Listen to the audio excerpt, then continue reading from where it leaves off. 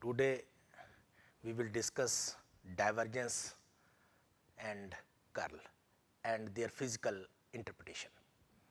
So, in last lecture, last video, we have discussed operator del, definition of operator del, and then when del applied to a scalar point function, then it becomes gradient, okay, gradient f.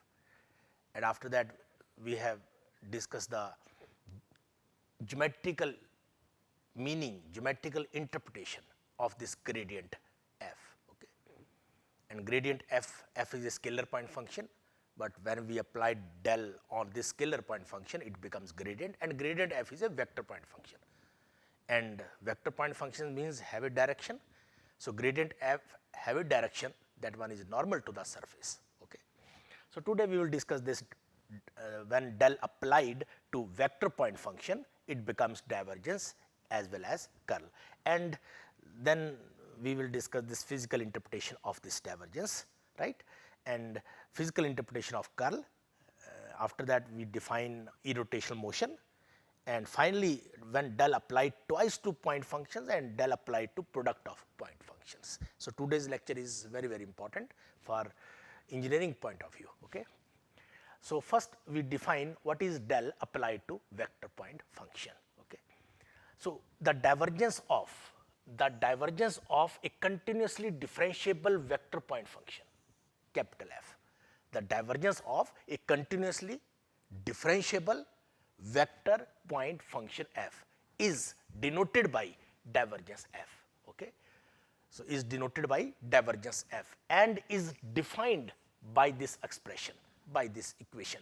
Divergence f means divergence f is equal to del dot f is equal to I cap dot curly f over curly x plus j cap dot curly f over curly y plus k cap dot curly f over curly z, and in short this expression can be written as summation I cap dot curly f over curly x, okay. So, let us consider this vector point function capital F is f I cap plus phi j cap plus psi k cap. Then calculate this divergence f, okay. So, divergence f is equal to del dot f, okay. Del means this expression, dot f means this expression, okay. So, I cap curly over curly x plus j cap curly over curly y plus k cap curly over curly z dot f I cap plus phi j cap plus psi k cap. So, this dot this is equal to curly f over curly x plus curly f over curly y plus curly psi over curly z, okay. And see, this one is a scalar, not vector, okay. So, this means this gradient, this divergence f is a scalar function, okay. So, this one is a scalar function, whereas gradient f is a vector function, okay. So, when del applied to a scalar point function, it becomes a gradient and that one is a vector, and if del applied to a vector point function, first it becomes divergence and that one is scalar function, okay. Now, second, when del applied to a vector function, it becomes also curl, okay. So, what is curl? So, let us define this curl. The curl of a continuously differentiable vector point function f is defined by the equation, curl f is equal to del cross f, and this del cross f is defined by this expression I cap cross curly f over curly x plus j cap cross curly f over curly y plus k cap cross curly f over curly z, and in compact form, in short, this can be written as summation I cap cross curly f over curly x. Again, let us consider f is f I cap plus phi j cap plus psi k cap. Then calculate this curl f, del cross f. So, del cross f is, del is this by definition, this one is the definition of operator del, and this one is f and this cross product, okay. So, I cap curly over curly x plus j cap curly over curly y plus k cap curly over curly z cross f I cap plus phi j cap plus psi k cap, okay. Now, this cross this means determinant I cap j cap k cap curly over curly x curly over curly y curly over curly z f phi psi. So, when you solve this determinant, you will get the coefficient of I cap, you will get the coefficient of j cap, you will get the coefficient of k cap, okay. So, coefficient of I cap is curly psi over curly y minus curly phi over curly z. Coefficient of j cap is curly f over curly z minus curly psi over curly x. The coefficient of k cap is curly phi over curly x minus curly f over curly y. This means that this curl f is vector function. Curl f is a vector function. Okay. Now, next topic is very, very important. What is the, how can you interpret physically the term divergence of a vector point function? Okay, divergence V. So, for that we considered motion of a fluid particle, okay, motion of a fluid, clear. So, we consider here motion of a fluid. So, let us see this diagram, this x axis, this y axis, this one is z axis, and here flow of fluid is going towards this direction, right, and this point is P, okay, and at this point P, velocity is Vx I cap plus Vy j cap plus Vz k cap, okay. तो ये इस type से आपने figure बनानी है, okay. ये जो point है ये आपका एक P पॉइंट है, और इस P पॉइंट में ये जो फ्लूइड मोशन है उसके बीच में ये एक पॉइंट मैं कंसीडर कर रहा हूँ P पॉइंट, ओके। और इस P पॉइंट पर वेलोसिटी मैं डिस्कस कर चुका हूँ, बता चुका हूँ, the velocity V eight this point is Vx means x component of velocity, Vx I cap plus Vy j cap plus Vz k cap। अब आपने क्या करना है, इस पॉइंट से आपने एक पैरेलल पाइप बनाना है, ठीक है, और ये पॉइंट उस पैरेलल पाइप के कॉर्नर पे रहना चाहिए, ठीक है। और ये जो पैरेलल पाइप है उसकी जो लेंथ, विड्थ एंड हाइट है वो delta X, delta Y, delta Z, and this delta X, delta Y, delta Z are parallel to the axis. So this delta x is parallel to x axis, delta y is parallel to y axis, delta z is parallel to z axis. Clear? This point is P extreme and is P dash. Okay. This point is A extreme, point is A dash. Okay. This point is C extreme and is C dash. This point is B extreme and is B dash. Clear? And then we consider this particular phase, okay, and this particular phase, okay. अब fluid flow कर रहा है, ठीक है, at this point we have given velocity, clear. Fluid flow कर रहा है, तो इस फेस से ये फेस जो है इसका जो एरिया है that one is delta X and delta Z, इस फेस का एरिया भी वही है delta X and delta Z, clear. और V Y is the velocity toward this direction, Vx is the velocity towards this direction, Vz is the velocity towards upward direction, okay। तो आप बताइए कि अगर velocity Vy है यहाँ पर और एरिया दे रखा हुआ है, तो आप ये बता सकते हो कि कितना फ्लूइड इस पैरेलल पाइप के अंदर आ रहा है, okay। That can be evaluated by Vy into area, Vy delta x and delta z, that one is the component of fluid, okay, amount of fluid, that one is entering within this parallel pipe, clear। और यहां से क्या हो रहा है, यहां से fluid बाहर जा रहा है और इस पॉइंट पर वेलोसिटी है Vy प्लस डेल्टा वाई, तो कितना फ्लूइड जो है वो बाहर जा रहा है, वो बाहर जाएगा Vy plus delta Y into delta X delta Y, ठीक है। हमने क्या करना है, ये तो मैं एक पेयर ऑफ फेसेस ले रहा हूं, ये फेस ले रहा हूं, एक ये फेस ले रहा हूं, और यहां से मैं कंट्रीब्यूशन देख रहा हूं, मुझे सारे पेयर्स को कंसिडर करना है, टोटलिटी में मुझे पूरे पैरेलल पाइप को कंसीडर करना है, ठीक है। तो पहले यहां तक हम क्लियर कर देते हैं ये क्या है, okay. So consider the motion of the fluid, okay, consider the motion of the fluid having the velocity v, Vx I cap plus Vy j cap plus Vz k cap at a point this P. The position vector of P is x, y, z, clear। Then consider a small parallel pipe. Consider a small parallel pipe with edges delta x, delta y, delta z, clear, parallel to x-axis. So delta x is parallel to x-axis, delta y is parallel to y-axis, delta z is parallel to z-axis, clear. In the mass of the fluid, clear, in the mass of the fluid with one of its corner at P. So one of its corner at P, clear. So consider a small parallel pipe with edges delta x, delta y, delta z parallel to the axis in the mass of the fluid with one of its corner at P, clear. Then the amount of the fluid entering the face PB dash, okay, PB dash means this complete face P, C, B dash A, clear. So in short, write PB dash, okay.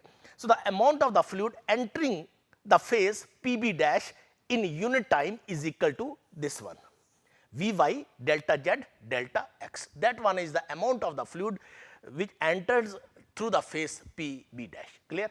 Now this one is the amount of fluid.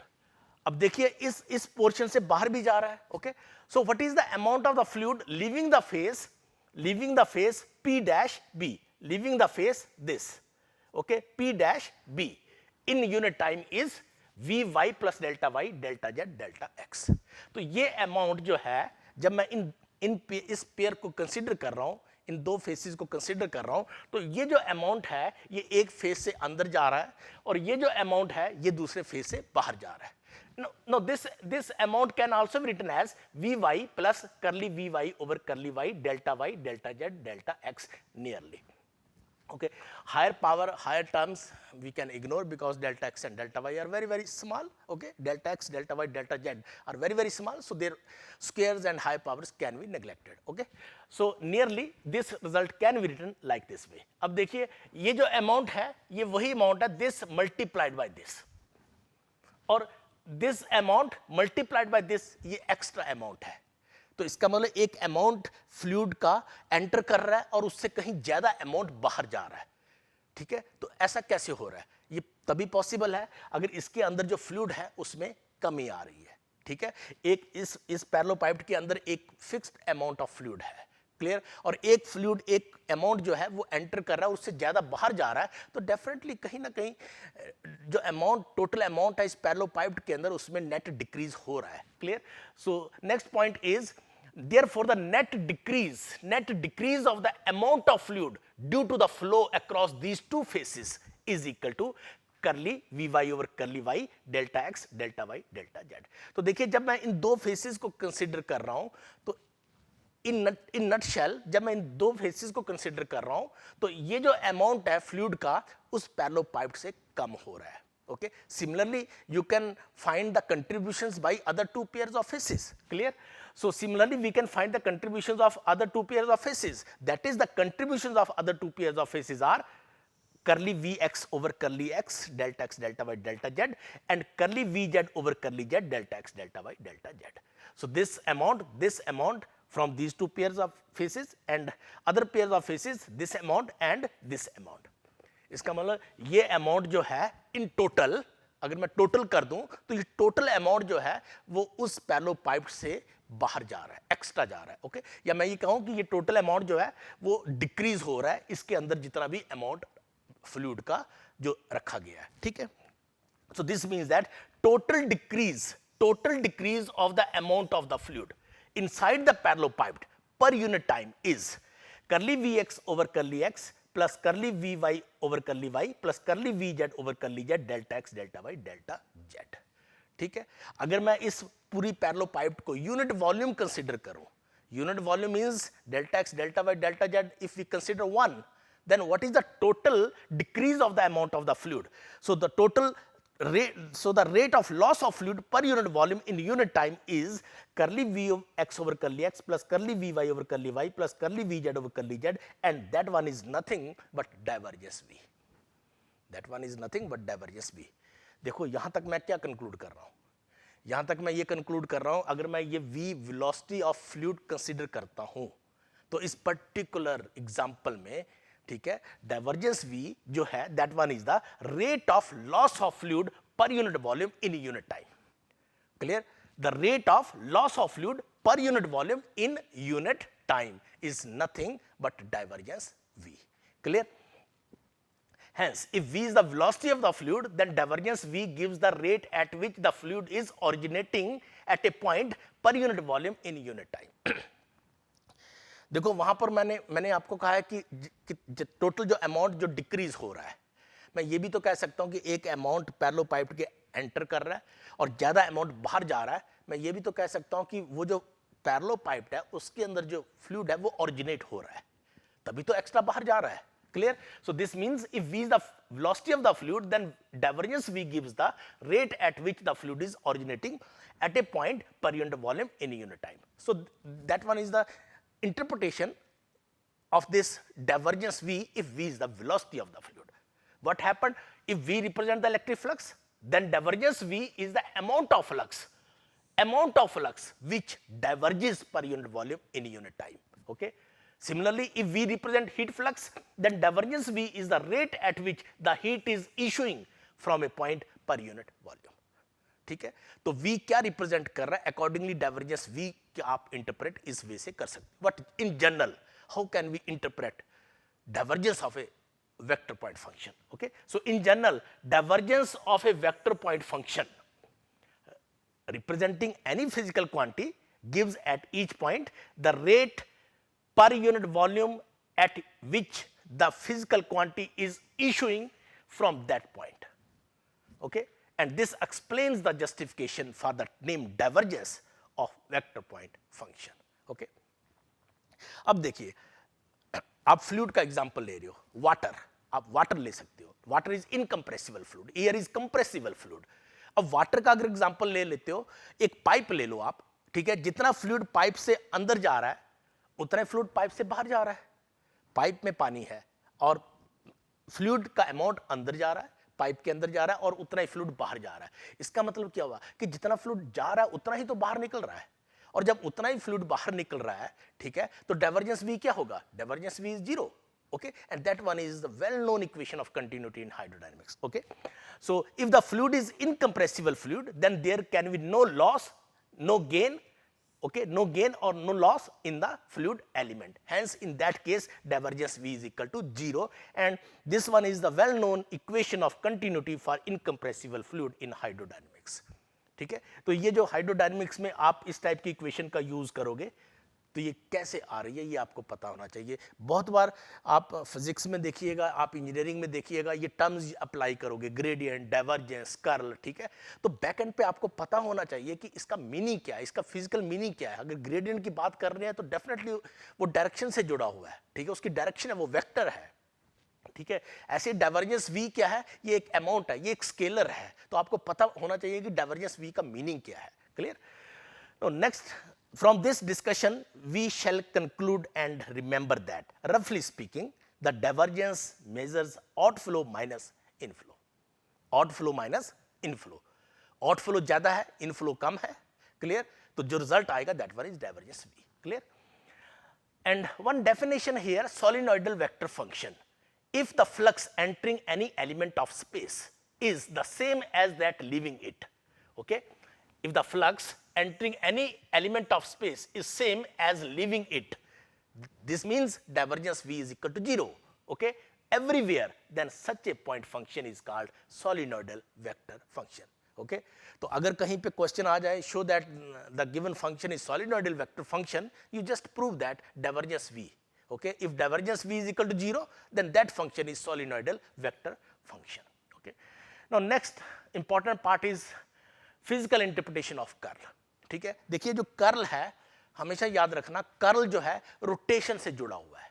Okay, अगर motion rotating motion है, ठीक है ना, rotational motion है, तो आपका curl का concept आएगा. ठीक है, तो इसकी ज्योमेट्रिकल इंटरप्रिटेशन किस ढंग से हम डिराइव करेंगे, हम ऐसा करते हैं, एक रिजिड बॉडी को कंसिडर करते हैं. ओके, एक रिजिड बॉडी को कंसिडर करते हैं और उसके बीच में एक पॉइंट है P. ओके, एक पॉइंट ले लेते हैं P, और जो पॉइंट P है उसका जो पोजीशन वेक्टर है that one is R, vector R. Clear.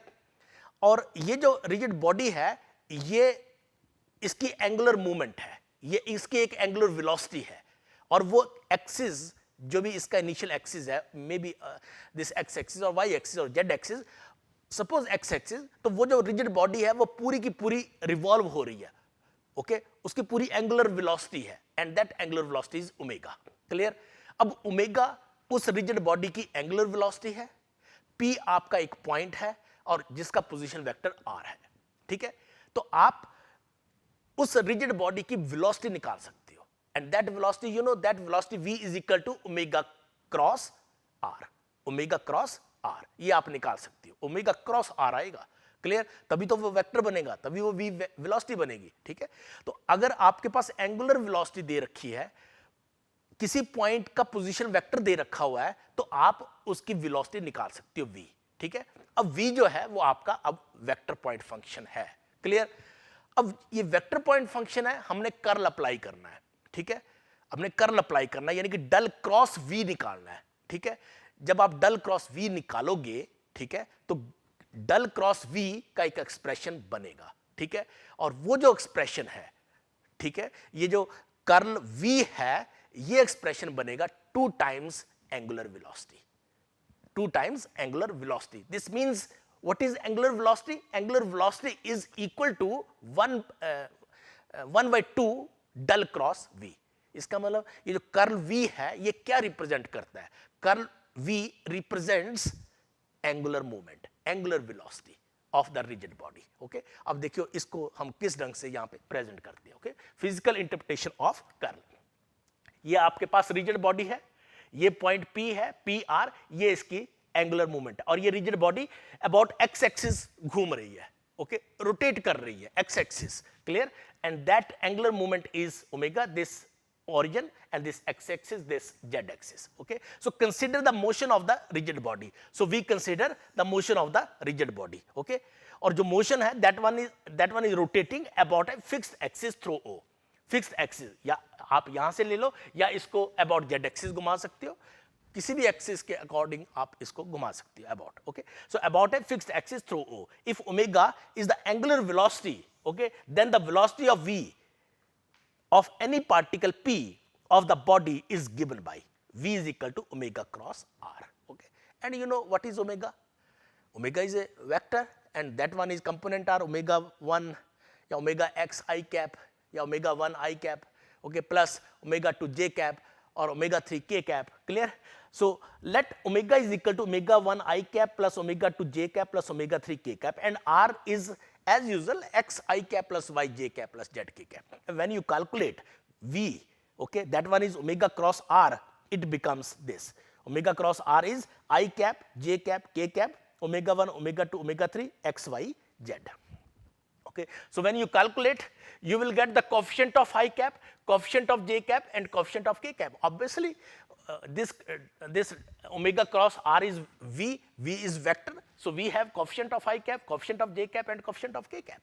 So this one is v. Okay, तो अगर हमारे पास एंगुलर वेलोसिटी दे रखी हुई है, ठीक है, किसी भी पॉइंट पे किसी भी पार्टिकल का पोजीशन वेक्टर दे रखा हुआ है, तो आप वेलोसिटी v निकाल सकते हो by using this method. Okay, so v is this. हमें क्या कैलकुलेट करना है?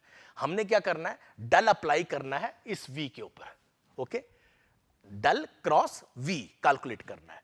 Okay, so taking curl on both side, taking curl on both side means dull applied on this. Okay, so calculate this curl v. Curl v means I j k, curly over curly x, curly over curly y, curly over curly z, and omega 2 z minus omega 3 y, omega 3 x minus omega 1 z, omega 1 y minus omega 2 y. And when you calculate, we get coefficient of I cap, coefficient of j cap, coefficient of k cap, and after simplification 2 times omega, 2 times omega. इसका मतलब curl v is 2 into angular velocity. Then what is angular velocity? Angular velocity is 1 by 2 curl v. Okay, this means the angular velocity of rotation at any point is equal to the half the curl of the velocity vector, which justifies the name rotation used for curl. Clear? तो जब भी आप engineering problems में या scientific problems में या किसी भी मैथमेटिकल प्रॉब्लम्स में इफेक्ट ऑफ रोटेशन अगर इवेल्युएट करना हो, तो आपको जो भी इक्वेशंस बनती हैं आपको कर्ल लेना पड़ता है. तो कर्ल की बात तभी आएगी, ठीक है, जब आप इफेक्ट ऑफ रोटेशन को इवेल्युएट करने जा रहे हो. ठीक है, तो जब आप इफेक्ट ऑफ रोटेशन को इवेल्युएट करोगे तो एक नई इक्वेशन जो है वो आपके सामने आएगी after taking curl on both side. Clear? So that one is the physical interpretation of this when dull applied to a vector point function and it becomes curl. Okay, so dull cross v, that one is the geometrical or physical interpretation of this term. So in general, curl of any vector point function gives the measure of the angular velocity at any point of the vector field. That one is in general, we can write physical interpretation like this way. Okay, so curl of any vector point function, curl of any vector point function gives, okay, curl of any vector point function gives the measure of the angular velocity at any point of the vector field. Okay, और देखिए अगर ये term zero होगी, clear, अगर curl v अगर आपका जीरो है तो एंगुलर मूवमेंट आपकी, एंगुलर वेलोसिटी आपकी जीरो होगी, and that motion is known as irrotational motion. Okay, that motion is known as irrotational motion. So any motion in which the curl of the velocity vector is 0 is said to be irrotational, otherwise rotational. Okay, so this all about physical interpretations of divergence as well as curl. Okay. So next topic is del applied twice to point functions. अब देखिए जब आपने del scalar point functions पे बनाया तो आपका बना gradient f. Okay, और ग्रेडियंट f आपका है वेक्टर. ठीक है, अगर ये वेक्टर पॉइंट फंक्शन बन रहा है, ठीक है, तो आप यहां से दो फार्मूले जनरेट कर सकते हो, एक डाइवर्जेंस और एक curl. Okay, so del dot this term and del cross this term, दो फार्मूले यहां से बनेंगे. सेकंड, डेल क्रॉस एफ, ये भी वेक्टर है. ठीक है, तो यहां से भी क्या बनेगा, divergence as well as curl. तो दो फार्मूले आपके यहां से बनेंगे, राइट. और आपके पास जो डाइवर्जेंस एफ है ये आपका स्केलर है. क्लियर. अब अगर ये स्केलर है तो आपका फिर बनेगा सिर्फ gradient. So we have 5 formula. Okay, so gradient F and curl F being vector point function, so we can form their divergence as well as curl, whereas divergence f being a scalar point function, so we can form its gradient only. Okay, so thus we have following 5 formulae. First one is this gradient f, so divergence and second curl, divergence and second curl of gradient f. Okay, and that one is del square f, which is equal to curly square f over curly x square plus curly square f over curly y square plus curly square f over curly z square. And second one is curl gradient f means del cross gradient f, del f is equal to 0 vector, 0 bold, so 0 I cap plus 0 j cap plus 0 k cap. And third one is this curl f. Curl f means divergence as well as curl. Okay, so divergence curl f is 0 and curl f is this expression. Okay, this expression means gradient divergence f minus del square f. अब देखिए divergence curl f तो आपका vector है. जब आप divergence ले रहे हो तो वो तो स्केलर बनेगा. So this one is 0, not 0 vector. This one is 0 but this one is 0 vector. Clear. And last formula is gradient divergence f. Okay, so this one is a divergence f और ये आपका scalar है तो आपका बनेगा सिर्फ gradient. Gradient divergence f is curl f plus del square f. ये देखिए दोनों फार्मूले एक जैसे हैं. आप इन दोनों से ये दूसरा फार्मूला, एक से दूसरा फार्मूला डेवलप कर सकते हो. Okay, so let us try to solve 1 or 2 results of these formulas. Okay, first one is prove that divergence gradient f is del square f, which is equal to curly square f over curly x square plus curly square f over curly y square plus curly square f over curly z square. So calculate. So here del square f means del dot gradient f. Okay, means divergence gradient f. Clear. So del dot f, so del f is defined by this expression. We know gradient f is defined by this expression. Okay, so del dot this, जब आप ये निकालोगे तो ये बनेगा curly over curly x, curly f over curly x plus curly over curly y, curly f over curly y, curly over curly z, curly f over curly z, and that one is curly square f over curly x square, curly square f over curly y square, curly square f over curly z square, or short this can be written. This bracketed term is the operator and this operator is del square. Okay, so del square is equal to curly square over curly x square plus curly square over curly y square plus curly square over curly z square is called Laplacian operator. Okay, so this operator is called Laplacian operator, right. And this del square f is equal to 0 is known as Laplace equation. Okay, Laplace equation. तो ये सारी चीजें बाद में use करनी पड़ेंगी, right. And one more result, second one is curl gradient f is 0. Okay, so calculate del cross del f, del cross del f. So del cross del f is defined by this expression as we have discussed earlier. Okay, and then calculate this determinant I j k, curly over curly x, curly over curly y, curly over curly z, and curly f over curly x, curly f over curly y, curly f over curly z. So when you calculate in compact form I cap curly square f over curly y z minus curly square f over curly z, तो ये आपकी term cancel होगी तो ये result ultimately 0 आएगा. सो आई cap का component भी 0, coefficient भी 0 होगा, जे कैप का कोफिशिएंट भी 0 होगा, जेड के कैप का कोफिशिएंट भी आपका 0 होगा. So result is 0 vector. Clear. So this expression is 0. Similarly, you can prove third, fourth, and fifth. Okay. So what happened when del applied to product point functions? Now see, this f is scalar, g is scalar, so product is scalar. So when product is scalar, then we have this gradient del fg. Okay, gradient del fg, and that can be written as f del g plus g del f. Okay. Now f is scalar, g is vector, so this bracket term is vector. So we have divergence as well as curl. Okay. So del dot fg is del f dot g plus f del dot g. Clear? And del cross fg is just replace this dot by cross. Okay. So del f cross g plus del f del cross g. Now f is vector, g is vector, this dot is vector, dot is scalar. Okay. Then we have divergence and this curl. So f is vector, g is vector, right? So f dot g is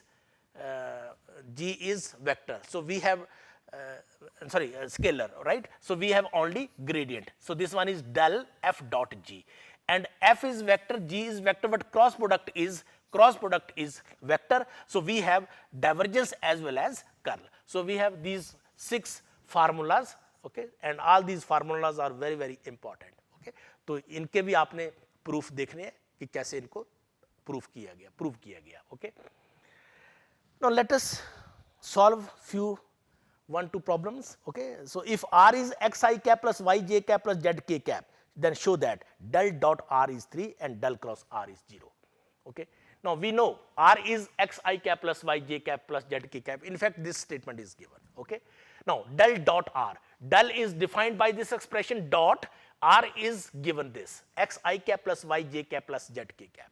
Okay, this dot, this expression means curly x over curly x plus curly y over curly y plus curly z over curly z. So this is 1, 1, 1, so we get 3. So result is this, del dot r is equal to 3. Now del cross r. So del cross r is ijk curly over curly x, curly over curly y, curly over curly z, x, y, z. So when you calculate this one, okay, so we obtain this type of result. I cap this minus j cap this and k cap this. So every term, this term expression is 0, this expression is 0, this expression is 0, this expression is 0. So every expression becomes 0. So ultimately we have this 0 vector. Clear? This completes the proof. Now one more question. Show that del square r power n is equal to n plus 1 r power n minus 2. Okay. देखिए हमने last video में ये expression जो है ये हमने solve किया था. Okay, del R power N, this one is a scalar. Okay, so gradient R power N is N R N minus 2 R. Okay, ये हमने लास्ट टाइम देखा था. ठीक है, यहां पर एक्सप्रेशन क्या है, del square R power N. Del square R power N means del dot del R power N. And what is the value of del R N? Del R N is N into R N minus 2 R. Okay, अब देखिए N तो चलो आप बाहर ले सकते हो. ठीक है, but R power N minus 2 is a scalar, this R is a vector.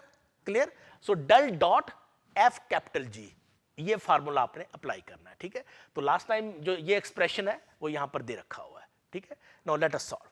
So del dot N R N minus 2 R. Now this expression N बाहर ले लिया, del dot R N minus 2 R ये within the bracket ले लिया.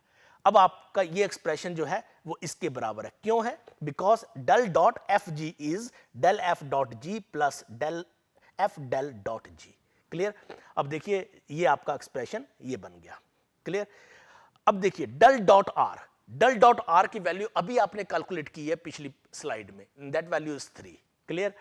और उसके बाद del R N minus 2 apply here this method, this formula. Okay, यहां पर n है, यहां पर n माइनस 2 है, तो आपका रिजल्ट इस टाइप से आएगा, this r. Okay, and r already, so r dot r. बाकी इसको देखिएगा ये बिल्कुल सही है कि नहीं है. Okay, and the value of del dot r is 3 and we know r dot r is r square. Okay, r dot r is r square and this value is 3, and simplify you will get n into n plus 1 r power n minus 2. Clear? So in this way solve few more problems related to this divergence, curl and product of vector functions, or when del applied twice to a point functions and like so on. Okay. So next time we will discuss second part of this vector calculus, and that one is integral part. Okay, integral part of vector calculus. तो ये जो 5 videos हैं, ठीक है, ये आपके differential part of vector calculus पे है, ठीक है। तो एक साथ आप वीडियो 1 से स्टार्ट करिए, ठीक है, और सिस्टमेटिक वे से इनको पूरा देखिएगा, ठीक है, तब आप 4th और 5th को देखिएगा, ठीक है। एकदम अगर आप 5th वीडियो देखोगे तो शायद बहुत सारी चीज़ें ऐसी होंगी जो आपको समझ में नहीं आ पाएंगी, ठीक है। तो एक वीडियो सिस्टमेटिक वे से इनको आप ऑब्जर्व करिएगा। And next 6 lectures based upon integral vector calculus, where you will see the relation between single integral and double integral, relation between double integral and triple integral in vector calculus, ठीक है। जब आप integral calculus को study कर रहे थे तो वहां पे इस टाइप की ट्रांसफॉर्मेशन अवेलेबल नहीं थी। आप डबल इंटीग्रल की प्रॉब्लम कर रहे थे, उसमें किस टाइप की प्रॉब्लम्स की हैं आपने? देखिए, डबल इंटीग्रल की प्रॉब्लम को सॉल्व किया when limits are given, second when limits are not given but region of integration is given, third change the order of integration, then change of variables, ठीक है। तो इस टाइप की problems को आपने डबल इंटीग्रल में solve किया हुआ है, बट आपने कहीं पर भी सिंगल और डबल का रिलेशन डेवलप नहीं किया है, ठीक है। बट वेक्टर कैलकुलस में ओके ये सारा पॉसिबल है, ठीक है। सिमिलरली ट्रिपल इंटीग्रल की बात करिए आप, ट्रिपल इंटीग्रल में when limits are given you have solved the problems, when limits are not given but region of integration is given, okay, इस टाइप की प्रॉब्लम्स को आपने सॉल्व किया है। Then change the variables, okay, from rectangular to spherical polar, rectangular to cylindrical coordinate system, okay, then you have solved the various type of problems. But कहीं पर भी आपने ऐसा नहीं किया कि डबल इंटीग्रल की प्रॉब्लम को, ट्रिपल इंटीग्रल की प्रॉब्लम को डबल इंटीग्रल में चेंज करके सॉल्व किया है, या डबल इंटीग्रल की प्रॉब्लम को ट्रिपल इंटीग्रल की प्रॉब्लम में चेंज करके सॉल्व किया है, ठीक है ना। तो ये हम अगले 6 लेक्चर्स में ये देखेंगे, वेक्टर कैलकुलस का second part, okay. So thank you very much, okay.